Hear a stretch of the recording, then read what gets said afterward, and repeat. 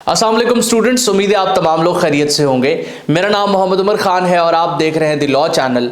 इस चैनल पर गुफ्तगू करते हैं हम लॉ, लैट, लॉ कैट और LLB 4 ईयर्स के हवाले से। तो अगर आप नए कैंडिडेट हैं, नए स्टूडेंट हैं, इस चैनल पर पहली बार तशरीफ लाएँ तो इस चैनल को ज़रूर सब्सक्राइब कीजिए ताकि इस तरह की मजीद अपडेटेड और लेटेस्ट वीडियोज़ हम आप तमाम कैंडिडेट्स की खदमत में बर वक्त शेयर कर सकें।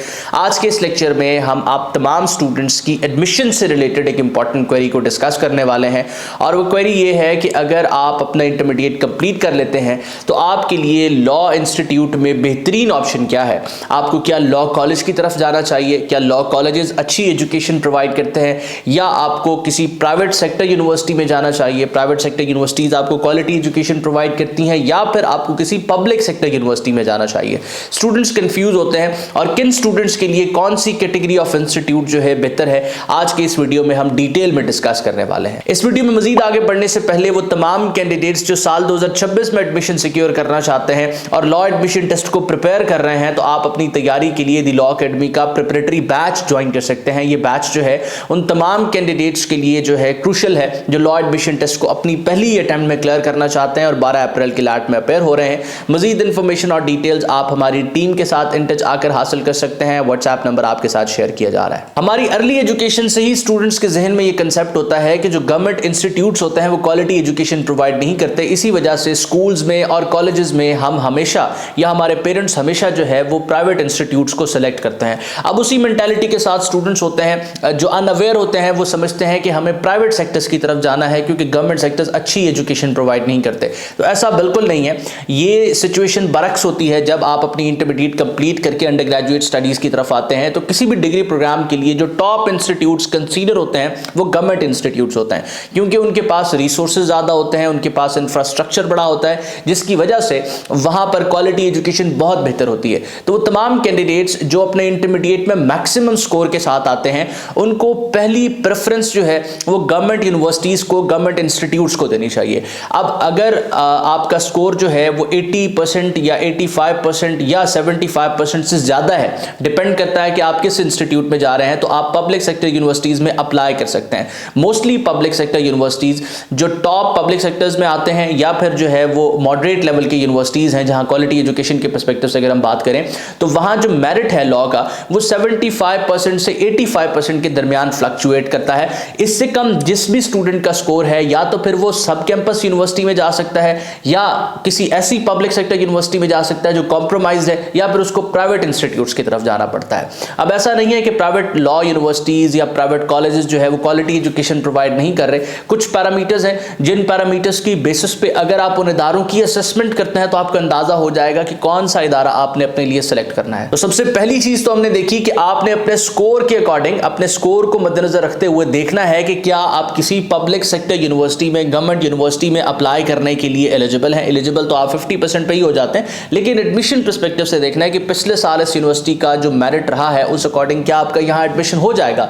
और इन केस आपको लगता है कि आपके चांसेस हैं तो फिर आप 2 से 4 पब्लिक सेक्टर यूनिवर्सिटीज में अप्लाई कर सकते हैं और वहां फिर इंतजार कर सकते हैं मेरिट लिस्ट का कि आपका वहां पर नाम आ जाए। इन केस आप एक ऐसे स्टूडेंट हैं जिसका स्कोर 60% है, 65% है, 70% है या 55% है और अब आप जो है किसी अच्छी यूनिवर्सिटी की तरफ जाना चाहते हैं या अच्छा इदारा सेलेक्ट करना चाहते हैं, तो पब्लिक सेक्टर यूनिवर्सिटीज को फिर आपने साइड पर रख देना है और फिर आपने आ जाना है प्राइवेट यूनिवर्सिटीज की तरफ, जो प्राइवेट लॉ यूनिवर्सिटीज है और इसके साथ साथ प्राइवेट लॉ कॉलेजेस की तरफ।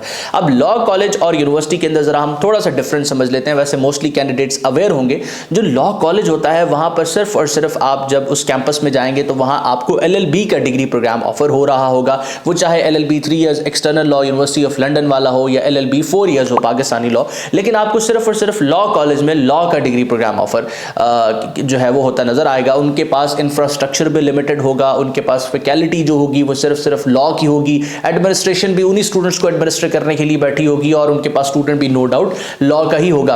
अच्छा, वहां एनवायरमेंट बेहतर हो जाता है लेकिन रिसोर्सेज उनके पास लिमिटेड होती हैं। इन कंपैरिजन आप किसी प्राइवेट लॉ यूनिवर्सिटी या प्राइवेट यूनिवर्सिटी की बात करते हैं तो वहां पर एक से ज्यादा डिपार्टमेंट होंगे, क्योंकि वो यूनिवर्सिटी है तो वहां एक से ज्यादा फैकल्टीज हैं। अब हर फैकल्टी में मुख्तलिफ डिग्री प्रोग्राम ऑफर हो रहे होते हैं। इसका मतलब ये कि उनके पास एक बड़ा इंफ्रास्ट्रक्चर होगा, उनके पास डाइवर्स जो है वो फील्ड से ताल्लुक रखने वाले टीचर्स होंगे, उनके पास एडमिनिस्ट्रेशन अच्छी होगी और वहां पर आपको एक बेहतर कैंपस लाइफ मिलेगी। कैंपस लाइफ से मुराद ये है कि जब आप डेली बेसिस पे अपने कैंपस जाते हैं, लोगों से इंटरेक्ट करते हैं तो वहाँ आप क्या सीख रहे हैं नई चीज़।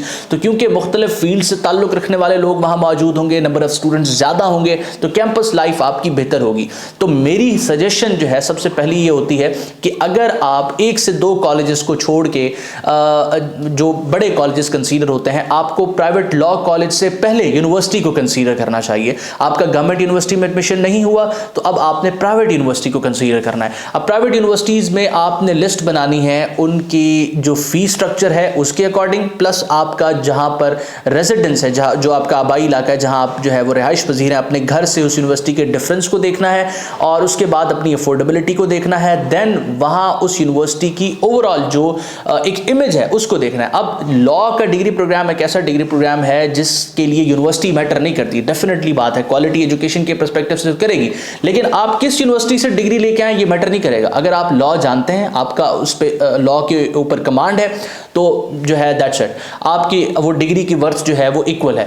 लेकिन ये डिपेंड करता है कि आपने जहाँ पर टाइम गुजारना है वो इदारा कैसा है, क्योंकि उसी की बेसिस पे फिर आपने चीज़ें सीखनी है। तो ओवरऑल इमेज उस इदारे की मैटर करती है, उसको आपने ज़रूर सर्च आउट करना है। किसी ऐसी यूनिवर्सिटी में मत जाएं जहाँ जो जिसके हवाले से ये चीज़ फेमस है कि यहाँ एजुकेशन तो है ही नहीं, यहाँ पे जो है वो सिर्फ कैंपस लाइफ ही है। बहुत सी यूनिवर्सिटीज़ ऐसी होती हैं, तो आपने इस चीज़ की ज़रूर रिसर्च करनी है कि किसी ऐसे इदारे में जाएँ जिसकी वर्थ अच्छी हो, जहाँ पर को करिकुलर एक्टिविटीज़ के साथ करिकुलर एक्टिविटीज़ पर भी फोकस किया जाता हो, ताकि आप जो अपना एक बड़ा लंबा अरसा 4 साल का उस यूनिवर्सिटी को दे रहे हैं वहाँ उससे कुछ आप हासिल कर सकें। अब इन केस कुछ ऐसे स्टूडेंट हैं जो यूनिवर्सिटीज़ की फ़ी को भी अफोर्ड नहीं करते और साथ साथ यूनिवर्सिटीज़ उनके घरों से भी दूर हैं, वो इतने जो है वो दूर दराज इलाके में ट्रैवल नहीं करना चाहते और वो अपने घर के करीब किसी प्राइवेट लॉ कॉलेज की तरफ जाना चाहते हैं जो उनकी रेंज में भी आए, अफोर्डेबल भी हो, तो फिर उनको कॉलेजेस सेलेक्ट करने पड़ेंगे। अब हमने वैसे तो रैंकिंग्स जो है वो ऑलरेडी चैनल पर डिस्कस की हुई हैं, जिसमें टॉप 5 पब्लिक सेक्टर यूनिवर्सिटीज़ को, प्राइवेट सेक्टर यूनिवर्सिटीज़ को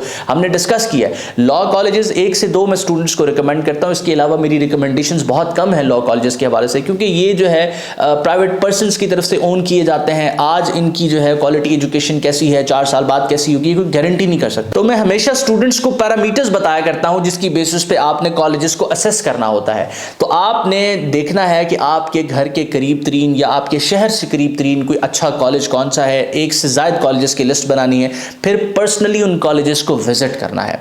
और देखिए कॉलेज की जो मार्केट है यहाँ पे बहुत ज़्यादा फ्रॉड एग्जिस्ट करता है। आपने कॉलेजेस को विजिट करना है, कॉलेजेस को विजिट करने के बाद सेटिस्फाई अपने आप को करना है। जब ये सेटिस्फाई आप हो जाएं कि ये कॉलेज एफिलिएटेड है, इनके पास फैकल्टी है, इनकी बिल्डिंग अच्छी है, इसकी फ़ी मार्केट कॉम्पिटिटिव है, यानी कि जितनी बाकी कॉलेजेस चार्ज कर रहे हैं उस अकॉर्डिंग उस रेंज में इनकी फ़ी जस्टिफाइड है, उसके बाद ही आपने एडमिशन सिक्योर करना है और अपना जो अपनी टर्म्स एंड कंडीशंस हैं कॉलेज के साथ वो आपने तय कर लेनी है कि आप जो है 4 साल के लिए हर साल मेरी फ़ी कितनी बढ़ाएंगे, कितने % इंक्रीज होगा, क्या आप जो है इसके अलावा कोई और एडिशनल चार्जेस तो नहीं लेने वाले। ये सारी चीज़ें उनके साथ क्लियर करनी है और उसके बाद ही अपना एडमिशन सिक्योर करना है।